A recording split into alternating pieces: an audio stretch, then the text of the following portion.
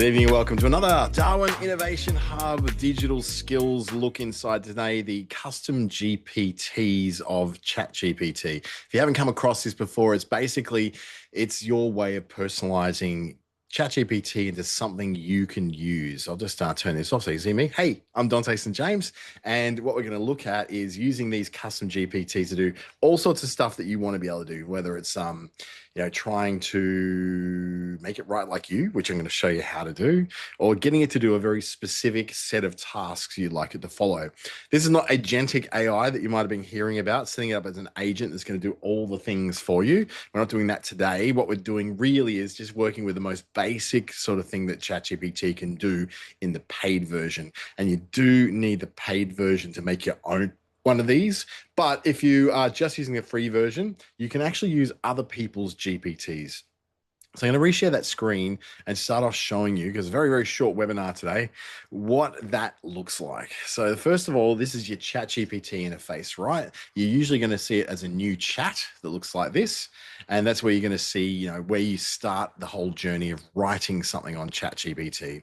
You'll put in your query, you'll do your thing. You might, play with deep research or creating images or whatever you want to do. You in the free version would normally use this ChatGPT 4.0 at the top here. That's where you'll just get things like your basic image creation, your basic back and forward chat. It's pretty good, the free version. Limited, but it is pretty good for most people's usage. But where you want to go is getting to this field of using these GPTs. And you start by going into the left column over here, GPTs. And you'll get into a marketplace of the GPTs that other people have made. Now, I've got a bunch of them myself. I share them very routinely with other people to use as they wish. You can search for things like, playwriting, I guess. There'll be something in there, or something like, article writing. And there's some that people have put in there together. So article writing will bring up, academic researcher. They've been specifically tuned in a way to do very specific things. But what I generally find is most of these are very generalized. They're very, very basic, general, and they're tuned for a general audience, which is why you got, 20 plus people have used it. 300 people have used professional article writing.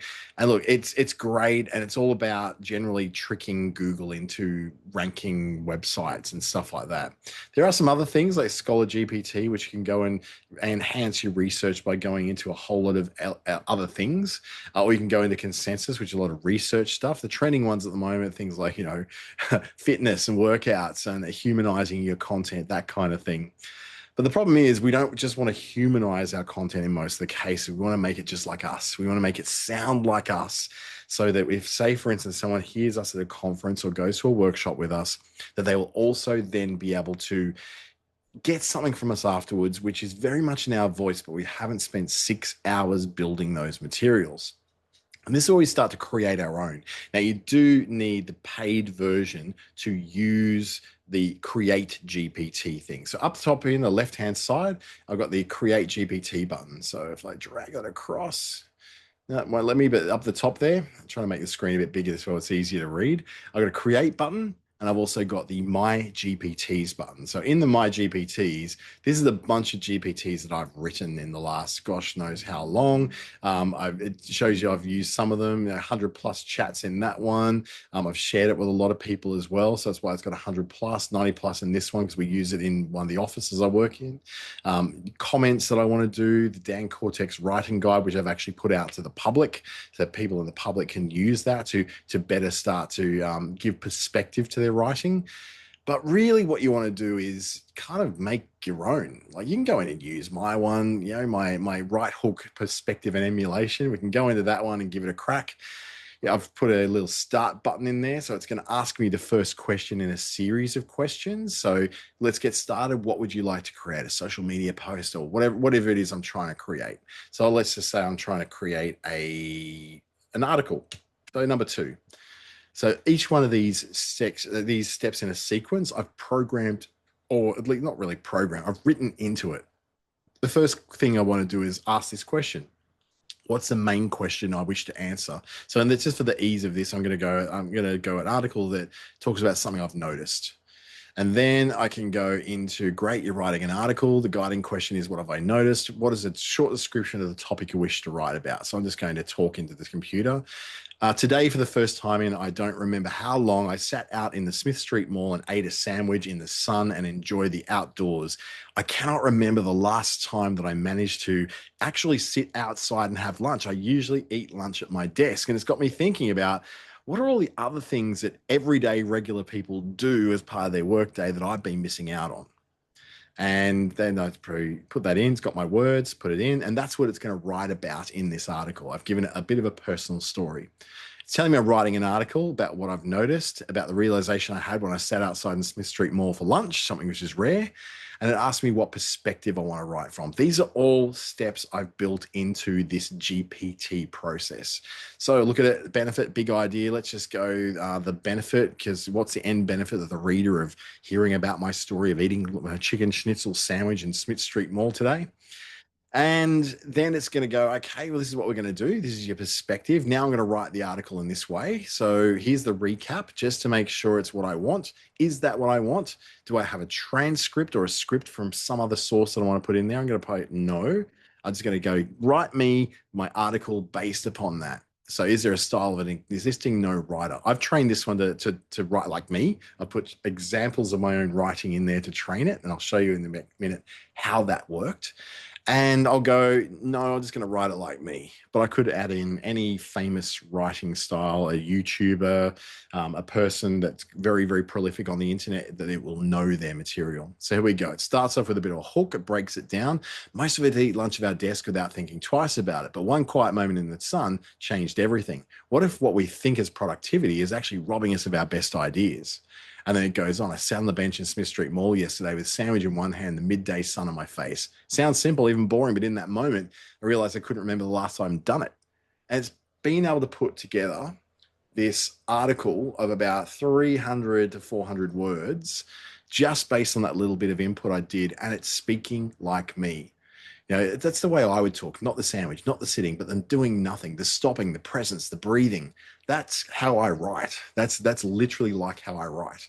And it's my story. So I'm not saying that, you know, ChatGPT has just completely taken over my writing life. I still had to put in some stuff there. So how did I make this magic sorcery happen? And I can even fiddle with it and say, you know, double the length of it, do whatever I want to it, make it even more casual and more like Dante St. James or whoever I want to make it about. I can spell my name wrong even. So here's a rewrite, a much more practical tone. So I ate a sandwich in the Smith Street Mall yesterday. Nothing special, but it kind of changed everything. Turns out lunch at your desk might be the dumbest productivity hack we've normalized. That is so me. Now it's really, really getting me.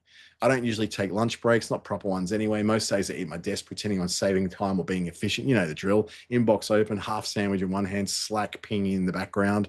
It's really kind of nailed my style and my casual approach to the way I write. So even though it gave me a pretty good approximation of it, I said, no, go deeper. Actually do more of that. And it did. It did more of that. So how did I make this? Well, if I really want to go in, I can go in and edit my GPT that I've already made, and I can get an idea of what it is I did. So here we go into the editing the GPT. You can see over on the left is where I create and configure my GPT, and I can make changes to it. Over on the right is where I can test it out. I can even test it out because I've got, you know, paid ChatGPT, the plus version. I can test it on different models. So it can play with it in this model, which it does a pretty good job of. O3, which will go into a bit more research and thinking about it. O4, which is about, you know, reasoning, that's more in the terms of, you know, thinking through the process. And Mini High, which is probably not a great model. Or can try the 4.5, which is a very powerful tool for creative writing. It's a very good creative writer, but in the $20 ChatGPT version, you have a limited amount of access to that. 4.1, not so much. That's more about your coding and analyzing things. So in here you go, well, there's not much in there. Well, how can I tell what you did? You're going to configure. In configure, I've got my name, a little picture of myself, a step-by-step content creation. So I've described it, and here is my instructions. So in here, if I open that up more, here's everything I put in there as my instructions to do it. And I'll just basically talk you through it here. So I'm saying, do not skip any of the rules and the steps unless I've required it. only use Australian English spelling. Don't use any emojis ever, because I can add those in later. I don't hate emojis. I'm just not likely to use them in this context, right? Prompt the user, step one, and I'll go in steps. So step one is prompt the user to choose whether they wish to write a social media post, article, la, la, la, la, la. The next step at 1.5, I'm calling it, whatever the chooser chooses, ask what main question I wish to answer. And I've given it examples of what that is. So for example, we use what have I noticed? B is what have I noticed? Oops, let me bring that up again. Here we go. And I explain what that means. This kind of post is an observation the user has had and we told from the point of view of something that noticed at work, life, or in business. That's exactly what I'm trying to do there. I'm just going to turn this thing off because it's actually annoying me. It's where I've explained what I mean by what I'm saying in those choices. And then I tell it, remember the user's choice. I keep having this thing popping up and I really don't want it popping up. So I want to turn this thing off. Turn it off. Hopefully that turned it off. And then we go into the next step, repeat back to the user what their choice was. And then step 3, ask for a short description. That's where I put in my little, I spoke to the computer and told it what I was looking for. Based on that response and following a process, I've then designed another process from another GPT I've had, which is all these words here about the perspective I want to write from. So I've explained in detail. I went with, I think it was the benefit, number 1. So what it is where I describe the end benefit to the reader from exploring the topic. These are just what I've discovered from different YouTubers around the place who I think have done a great job of explaining how to write, how to gain attention, how to write hooks, all those things. That's what all this is based on. So I brought together all their different bits and pieces and put that into my own set of instructions. Then I'll go, what are the outputs? So step by step, it goes through each until I go, then generate the output. In a hook, it's going to highlight it in the format I'm saying. I could tell it not to do that format and just highlight it out just in text without the prompts, but I like to see the prompts so I can then go change one bit at a time. Encourage front loading the value. Then these are a lot of things I've gained from other people's YouTubes. And again, this is how they write a hook. Then generate the rest of the content. What I'm asking for is social media post no more than 300, article no more than 1500 and no less than 1200. It kind of failed on that. Short form video script 182.8, 240. These are just little rules I've found along the way that are apparently the sweet spot for a post, an article, a short form video, or a long form video. So that's how I got all that information. I found it all everywhere else, but there was no one place where I could go, which was a ChatGPT prompt that did what I wanted it to do, to brought together those 3 very specific things. A guy called Callaway, I got his hook creator. I got Dan Coe's perspective creator. And then I got someone else's guidance around how the structure of these should be.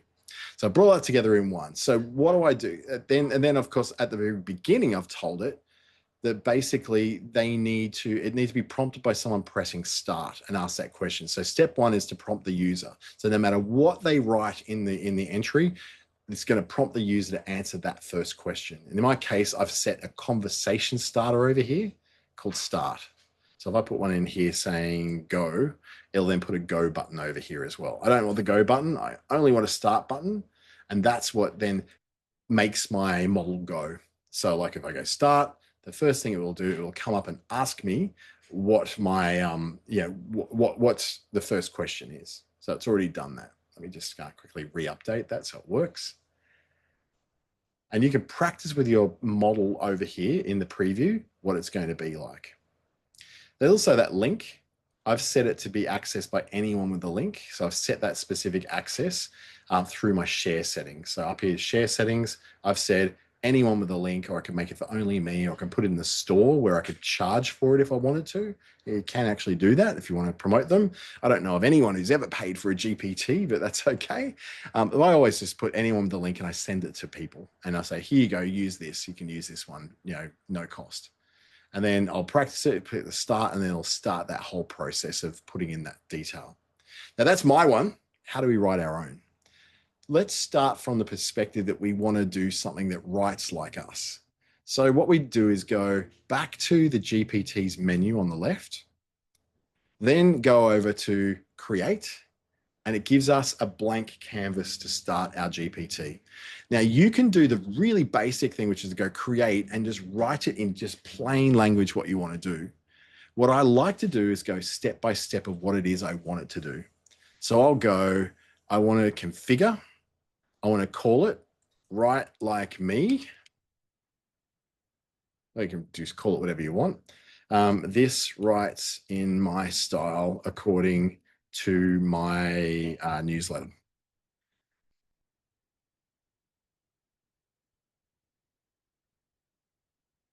Helps if I spell correctly. And then my instructions, remember, are step by step. I've also got conversation starters. That's that start thing. So I'm going to put that in there. So it's very easy for someone to just click start and get started with it. And then I've got my knowledge files. Now, the knowledge files, what that's all about is training it to be like you.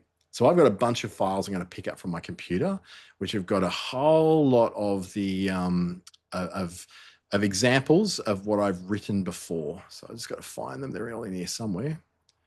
Here we go. All these, oh no, they're all different books. Got them in here somewhere. It's like I've been busy with all these files. Here we go. All these files here. So this through to here are all PDF files of various sizes that are examples of newsletter editions that I've sent out on a Saturday morning. So I'm going to add them in, open. It's going to upload those in place. And what it's going to do is use those as the background of how to write like me. So, but I need to tell it that.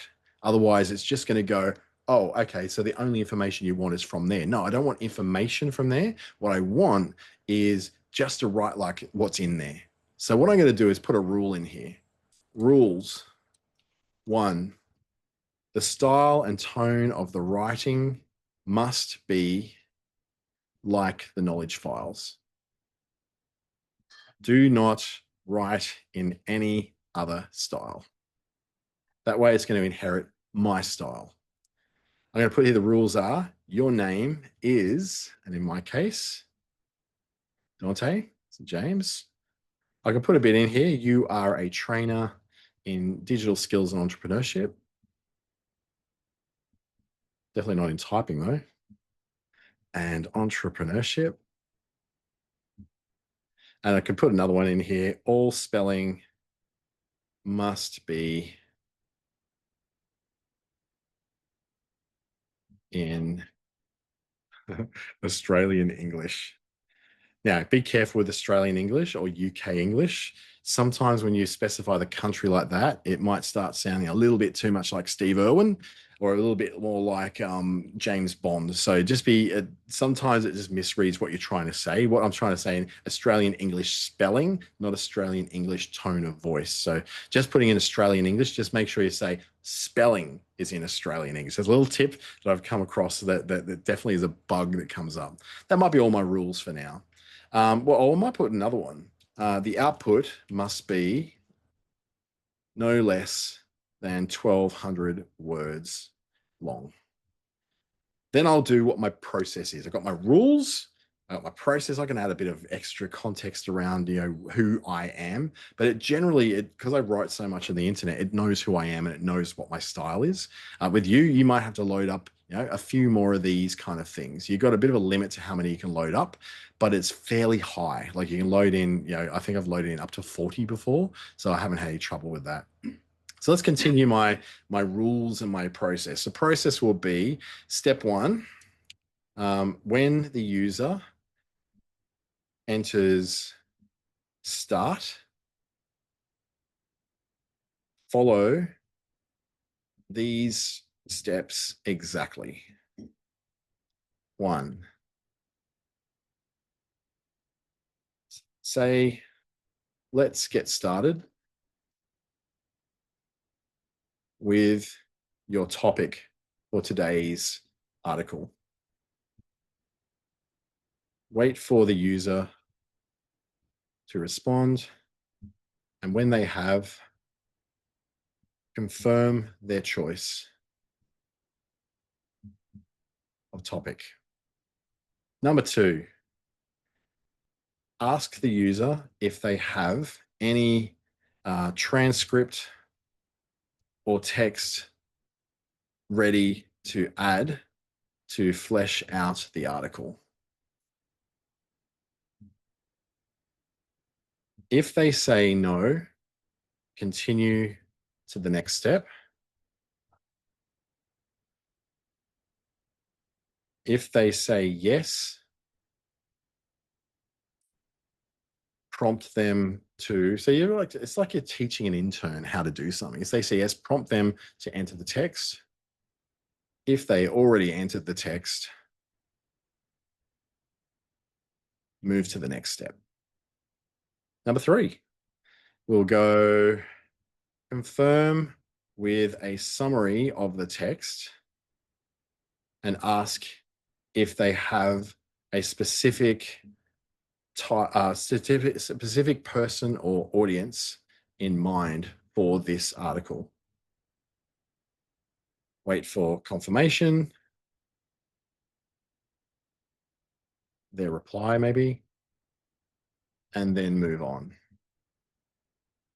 Now we're going to go to the generation step. So normally I might go into quite a few more steps than this to just get very, very specific and get more input, because the more input you put in, the better the output's going to be and the less generic it's going to look and sound and be, you know, that typical ChatGPT feel where it's got a rocket emoji and someone's saying, in a fast moving world of, and let's delve into the subject of, you're not going to see all that sort of stuff. You can put other rules in there too. For instance, I'm going to put a rule in there and say no M dashes, because that's a big argument on LinkedIn at the moment around M dash use in ChatGPT. No M dashes or emojis ever. Emojis ever. Now the M dash, I've never used it anyway, so it's not like I'm trying to change my writing. I'm just saying I don't use that writing, so please don't use that kind of writing. Wait for the reply, move on, and finally generate the article with a engaging and compelling opening hook that is either a quote from someone famous or a statistic or a bold statement about the topic being written about. Then proceed as follows. And I'm going to give a few rules here. No more than 3 paragraphs per section, no more than 3 sentences per paragraph.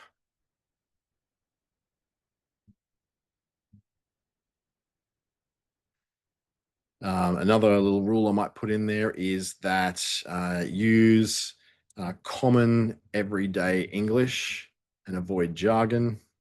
I could also put this in my rules at the beginning, so we could do all that as well. Then I'm going to put number 5. Once the article, and I can do it, use a, have a summary of dot points called summary after the opening paragraph. There's a reason why I'm doing this. I'll tell you in a second. Graph. Got to work on my typing, haven't I? And then have 3 body sections before the conclusion, which should not be titled conclusion, but tie the topic together and suggest a next step the reader could take. What you could put in there is your own call to action. So someone to book you, someone to click through to your website, someone to go to your webinar channel and all that sort of thing. You could put that in and actually pre-build that in, because the idea of the GPT is that you never have to do this again. You do it once and then you go in with your different topics and inputs, and it will always pick up your style, this kind of structure, and you won't need to keep doing it every time. So have 3 body sections. Once generated, ask the user, do a word count, and ask the user if that word count is okay, or if they would like more or less words. And that's pretty much, I'm going to go with that. I'm going to close it. That's going to be my rules. So to test this out, I'm going to test it out on another model, maybe because I have a faster one. So I'm going to test it on 04 Mini. It's a bit faster. Click Start, which won't work in here because I need to create it. I'm going to put it in anyone with a link. It might even let you have this one where you can play around with it yourself. Saving, saving, saving. Let's go see it in the wild. Okay, so I'm going to go Start. Immediately, it's going to be asking my first question. It's going to read those documents to get its knowledge. Great. Let's get started with the topic for today's article. So I'm going to put the topic in. I had a meeting today with a client where they weren't really quite sure what they wanted, but they knew what the outcome at the end of their journey should be. They just wanted to be able to get a job, get a new business rather, that would set them up for life without them ever having to work a 9-to-5 job again. So we had to really start from that very long-term view and work backwards to something they could do today that would start them on that journey, which really was understanding what the why was of their business. Are they starting this business simply to get out of doing a job, or are they starting this business because of some great underlying purpose or mission? So I'll put that in. That's today's article. I talk to ChatGPT a lot because I find it's easier to talk than type, as you saw with all the mistakes I make. It thinks about that. It's saying, okay, I'm skipping, checking, moving along. Summary of the text. Your client only knew the outcome they wanted. They weren't clear on what they wanted to do. The first step was to probe their true motivation. Awesome. Do you have a particular reader or audience in mind? Remember, we asked it to tell us that. So I'm going to say, yes, the audience should be 25 to 49-year-old people who are currently working a full-time job and are miserable at it. And what they're really looking to do is to break free and look for similar stories to the thing that they're going through themselves. They haven't achieved that freedom yet, but they're certainly dreaming of it. So it's a lot easier for me generally to describe these things in words like that rather than try and type them down. So I've now done that. We've entered that in. It's going to think about it. It's going to look at the structure that I've asked for. Here's the target audience. It's understood that. They go, okay, next, what are we going to do? We're going to look at the structure and the word count. So there's a total of 490 words. The word count is over 1,200. So here we go. Here's the draft. Did you know that more than 65% of Australians aged 25 to 49 full-time employment feel trapped in roles that leave them yearning for freedom and purpose? This startling figure shows just how many people are dreaming of a life beyond the 9-to-5 grind. Here's a summary. The reason why I want the summary is that Google loves dot points, loves summarization, and so does ChatGPT and Google Gemini and Claude and all those different Perplexity especially love that stuff. They love to be able to see, here's a summary of what we're going to look at before you go into the full version of it. So here's the start with your long-term vision. You probably noticed in the NT News and the news.com.au, they have summaries of those long articles too. That's the reason for it, because they want to be indexed in search engines. Start with your long-term vision, work backwards to today's actions, dig into your deeper why, bringing it all together. Next step, pick one small action you can take today. So it's done exactly what I asked it to do. It's approximately 1,250 words long. Do I want more or less? That's great. I love that. It's nailed the length for me just perfectly. I'm really happy with that, except for one thing. I want this more in the voice of the files provided, because I don't think it's really captured me quite enough. Because this 04 Mini is not a particularly creative version of ChatGPT. So what I might do is swap it over to a more creative version, which is 4.0, the free version you always get. And I'm going to ask it to then use that model to rewrite it while giving it a bit of information here that I want. I want it more in the voice of the files provided. So that's what I'm going to do. That's a bit of education for you right there. Not everything in ChatGPT is the same. Different models are good for different things. 4.0 is generally good for most purposes. 4.1 is okay at writing. 4.5 is brilliant at writing. But these little mini ones, they're more really about analyzing things you already have and looking for things like statistics or doing coding. Most people don't want a business. They want out of the job, out of the meetings, out of the 5-day rinse and repeat that feels more like holding a pattern than a life. That is me to a T. So it's now gone, oh yeah, okay, let's look at that. Now, because 4.0, that model, is a little bit more on the creative side than what, say, the little mini version I used, which was oh 04 mini, that's not really good at creativity. This has really kind of nailed my way of writing and speaking. So I'm going to look at it and go, it's still writing. It's just under 1,300 words. I'm happy with that. I like the style it's done. It's got it in little blocks, not massive blocks of text. It's gone the no more than 3 sentences per paragraph that I asked for. So it's nice and punchy and easy to read. Now, the beautiful thing is now that because I'm in this 4.0 here, even though I haven't told this particular set of instructions to do it, I can now do other things. Like, for instance, I can tell it to create a photo, create an image of someone in 16:9. So that's like widescreen, right? 16:9 ratio, dreaming at their computer that they were in another place like Bali. And it'll then create that image to go with that article for me. There you go. It's time to do it now. It takes a couple of moments. And the beautiful thing is now that once I finish this, I can use this same Write Like Me GPT again and again and again, and it will do it completely from scratch. It won't go in here and continue writing this same story. You'll start a whole new story all over again. Just kind of want to wait for this picture to come up, but I'll let it sort of process in the background. So in the meantime, we're going to go back into the Write Like Me GPT that's over here on the left. So it's at the bottom of my list of GPTs. So I go in there again and as restart. Oh, I'm already in it. So it really wants me to wait until this picture is rendered, which is a little bit slow to get going. I think I'm sort of maxing things out a bit at the moment. But once that comes up, I can then go and then start a whole new story with a whole new set of inputs from there. And I've now created that to use really simply. But the key was really in there is to be in this by, get back down here again.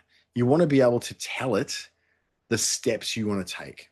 So if you want to take particular steps towards a goal that you want to do, I want it to write like this. Here's the files that I'm giving you that write like me. I want to write it in German. So you can get it to write in German if you want to, and only use or a particular, Bavarian German, or it could be, in another dialect of German or any other language you like. It doesn't matter which one it is. It should be able to pull that off.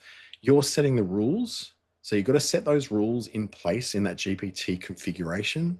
You've got to make sure that you've also set yourself a bunch of processes to go through. Step 1, step 2, step 3, step 4. And that allows you to get a personalized thing that's going to write so much more like you. But it also helps if you've got examples of what you generally write like. So it's kind of nailed that, right? Someone dreaming at their computer that they're in another place like Bali. And I could take that and go change it into a female or change it into a cat, and it'd be all the same. So it's pretty much nailed it. It's ready to go. I've got an article that I've created that's based upon a story that I gave it. Now, I want to get out of there. I don't want to do that anymore. I wanted to start all over again and go, I want to start with a brand new article. My GPT is still sitting over here. I can click on it and it gives me a new one right here. But you go, well, but what about the old one? Where'd the old one go? It's down the list here in my chats. So here I've got content creation options right there. And there's got it in there. So I can rename that if I want to into first GPT example. Told you, I definitely talk better than I type. PT example. There we go. So I can always find it in there. It's usually the last chat you did. Then we can go back up to our Write Like Me, click it again and start the whole process all over again with a brand new story. And the beauty of this is we never have to prompt it ever again. It prompts us now. And this is where the real power of any of these AI tools is. It's not in you prompting it. It's in getting it to prompt you with what it needs. So if you are happy with the output of that article or that social post or that video script or that image, because you can do the same thing with creating images as well, you can do that. For instance, the other day, I I was talking to a guy in Sydney, and we're on a call, and he was like, this guy keeps hitting me up for his his ghostwriting, his LinkedIn ghostwriting service. And he's like, but I don't want to pay someone to do that. I want to be able to do it myself. And I said, well, let's go to that guy and reverse engineer what his process is. And you can, there's ethics here. And I only did this as an example of what he can do. I didn't actually release it to the public, but this is the James Pitt writing tool. So it's based upon a guy called James Pitt, who's a LinkedIn ghostwriter. He's very, very good at what he does. And what I wanted to do is get it to search for a whole bunch of examples of how he writes, come back and reverse engineer what that is. And then I wrote in a tool that allows me to reverse engineer the way he writes. So in here, I did a bit of like the name is a LinkedIn copywriter like him. Your copywriter writes in that style of that particular company. Your tone is all these things. The style is like this. Write in short paragraphs, sound like a person, not a brand. All these rules that he has in place that it's been able to sort of extract out of his website and his writings. And so what I've got now is a tool where I can essentially write like him. Not that I would do that. I'd rather really write like me, but this is just an example I gave of someone. And I gave it a link to his website and his LinkedIn profile. Essentially, anyone can do that to me too. They can go to my LinkedIn profile, my website, and say, write like him. And they'll be able to write like me as well, with my same voice, all that sort of stuff. Problem is, though, it's going to come in with my expertise. And if my expertise is not the same as your expertise, people are going to be reading about what I know, not what you know. And it's always going to be colored in my knowledge set, not your knowledge set. So the idea is here to write your own, not to take my one or get someone else to write it for you. It's to write your own GPT. So remember, it's over on the left, the GPT's menu option here. We select that. We go into here and we go in, as long as you've got the plus version of ChatGPT or the pro version, you can do this. Go create, and you start then telling it what your GPT is about and enter in the instructions step by step that you want it to do. This could be the same as if you wanted to summarize articles. You could say, this is how I want you to summarize articles. Or you could look at this and go, it's a grant application and you're doing 20 of these grant applications for the same grant. You could take all the grant documentation and load them all into the knowledge files here. So you load them up into there with all the grant documentation that's normally there, including an example of a perfectly filled out grant that you've done before. And in your instructions say, this file is a perfect example of a correct grant. This file is the requirements for the grant. This file is the style guide for the grant. And then you could start that, you have a start thing. You go, okay, my conversation starter is start. And you can say, when the person presses start, when the person enters start, ask them this question. And it could be upload the capability statement of this particular client that you want to do this for, and it uploads it. Do you have any more? The second question, ask them if they have any more uploads they can add, and it'll upload it in. Now, what it will do, if it's asking them in when they're using this, it's not going to upload it into this knowledge files section over here. It's going to load it in just to that instance of the GPT you're doing. So it won't affect all the other ones. It's just working on that one.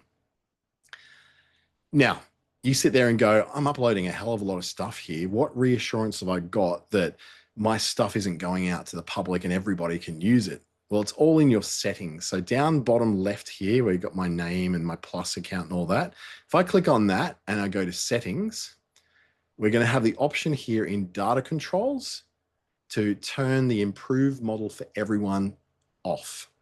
So what I do, I don't actually do any private client things in this system. I use another system called Perplexity for that. Because that's where I separate out my things, so I don't accidentally do things. In here, I don't care who sees what I'm doing. I'm happy for it to share with the world. But what you can do is turn that off. And then by turning that off, none of your stuff is shared with the system or with anybody else who's accessing the system. So that's a very important thing to do if you're going to be loading things into the system that contain, people's capability statements or people's information that is quite personal in nature. You don't want that to be showing. So that's where I'll do that. You can also manage the links you've shared. So if you've shared out links for your GPTs and different things to different people, it's erroring out on me at the moment, but usually that shows me a list of the links that I've shared with people that I can then revoke if I really wanted to. So you can do that as well. So that for me is a really important thing for you to do if you're going to start uploading files in there to train it into your style, or to train it with particular data, or train it with particular information that is proprietary or perhaps internal that shouldn't really be shared with the rest of the world. So that is using GPTs. It's one very common example, which is like Write Like Me, and another common example, which is using it for like grant documentation and tender responses and that sort of thing. So it gives you a lot more flexibility of getting something out of ChatGPT that is more you, like much more you, and less, icky. ChatGPT has a very icky way about it that can honestly seem like it's very generic and very general and not related to you at all. So this is your way of getting around that. So if you've ever gone into ChatGPT and said, oh my God, this is awful what it's outputting here, that's why. You haven't trained it yet in being like you. And this is a way you can make it be like you in a very small bucket area that's not going to train out everything else you do on ChatGPT. You can separate that into those individual GPTs. I'll do another one soon on projects. That's another whole thing. So if you probably noticed as I was poking around there, there's a project section there as well. Let me share that. So down here, I've got my new project, book videos, all that sort of thing. So they work in a very similar way. But say, for instance, my book videos, these are scripts that I run every week for my book reviews that I do. I do 7 book reviews a week, just 60 seconds long. And in here, I haven't trained it in a style, but I've given it very specific instructions. So this is these very specific instructions I've given it to post out a particular kind of short format video script. Very similar, but it keeps all of my chats on that particular topic here within this project. And I can add in files that also go just within that project. So that's a little bit different to the GPTs, very, very similar, but these are more your private usage, where the GPTs you can make shared to other people, even on the free version. For instance, I can make something, I have to have a paid version to make it, but I can share my GPT with people who are not paying to use ChatGPT as well. Whereas your projects are going to be a lot more private in nature. Got a couple of questions here that I'll go through. Will you show us how to make GPT rely on any specific information, legislation, academic articles? I think it covered that really, in that you can just enter in the particular material you want to, and you can tell it then only use the information that I've given you, only use the knowledge files, do not search the web. You can also go into your GPT. So let me see, go into one of my previous ones, into Write Like Me. And I can tell it in the instructions very specifically in here to not use anything outside of my, like, just to close off its knowledge. The other way too is like I can go down here and turn off web search, and that will then not use anything that's outside of the knowledge base I've provided it to, which is really good for academic stuff. So yeah, that's good, hopefully. Can we give GPT links to websites, not files we want to rely on? Absolutely. Yep, you can do that. You can put in, so in your knowledge files, you can upload stuff. You can't put links in there, but in projects you can. So when I was in projects before, hopefully I'm still sharing. No, I'm not sharing it. Let me share again. I'll show you where that is. Can't do it in GPTs, but you can tell it while you're in the GPT. So you can say, use this link. Otherwise, what you do is go into a project, and again, I'll do this in another time. Let's go in the book videos. I can add files via either loading them up, or I can provide, oops, here we go again.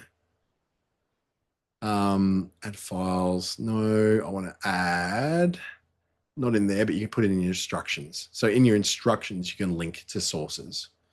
But in this case, you would have to make sure that your web search is on, which it always is in the projects, unless you tell it, do not use any outside sources. So you've got to be very explicit about what you want it to do. So hopefully that's given you a bit of information that helps you about personalizing your ChatGPT experience, securing it a little bit too. Kamala's just asking, does the written content we're placed in a SW like Turnitin become flagged as AI? Look, to be honest though, the software like Turnitin, which you're using in, like, I know CDU uses it for their assignments, a lot of universities use it. I can't predict what what Turnitin is going to do. But when you personalize something more and more, the more of your own files, the more of your own instructions you put in there, the more you modify it, the less likely it is to be flagged as AI in something like Turnitin. So the AI detectors have a lot more trouble picking it the more you modify it. What generally happens is so many of these end up getting flagged as AI because someone goes into the free version of ChatGPT, types in one sentence, and then copies and pastes out the answer. Now, I've worked with international students and many other students in domestic as well. And it's exactly what they do. They tell me that's exactly what they do. So yeah, as long as you keep adjusting it, the more you personalize it into your own voice and telling it using a certain kind of language, then you won't really get those kind of flags. What it's looking for is very obvious ChatGPT patterns rather than looking for a very complex set of algorithmic answers about whether you've cheated on that or not.